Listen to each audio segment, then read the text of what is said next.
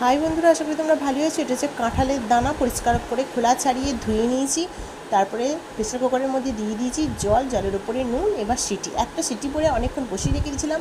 তারপরে দেখছি আলুর মতনই সেদ্ধ হয়ে গেছে। থেতলে নিয়েছি, তার মধ্যে দিয়ে দিয়েছি নুন, নুনের উপরে কাঁচা লঙ্কা, কাঁচা পেঁয়াজ। অপরদিকে কড়াই দিয়ে দিয়েছি সর্ষের তেল, আধখানা শুকনো লঙ্কা ভেজে নিয়েছি। যে যেমন ঝাল খাবে সে তেমন দেবে। গোটা কত রসুনের কোয়াও ভেজে নিয়েছি, কাঁচা পেঁয়াজটাও একটু ভেজে নিয়ে তুলে রেখে দিয়েছি। ওই তেলের মধ্যে দিয়ে দিয়েছি কালো জিরেটা ততক্ষণ ভাজা হোক, এদিকে আমি শুকনো লঙ্কা রসুনের দানাটা ভালো করে থেতলে নিলাম। তারপরে এটা জুড়িয়ে গিয়েছিলো যেহেতু, সেই জন্য ওই তেলের মধ্যে দিয়ে নাড়াচাড়া করে নিয়েছি। তোমরাও চাইলে নাড়াচাড়া করে নিতে পারো, নাও পারো। এটা গরম গরম খেতেই বেশি ভালো লাগে। খুব স্বাদ, খুব টেস্টি কাঁঠালের দানার ভর্তা। এবার ওই পেঁয়াজ, শুকনো লঙ্কা ভাজা আর রসুনের দানাটা দিয়ে ভালো করে আমি মেখে নেবো। তারপরে একটু পাতিলেবুর রস দিয়ে দেবো।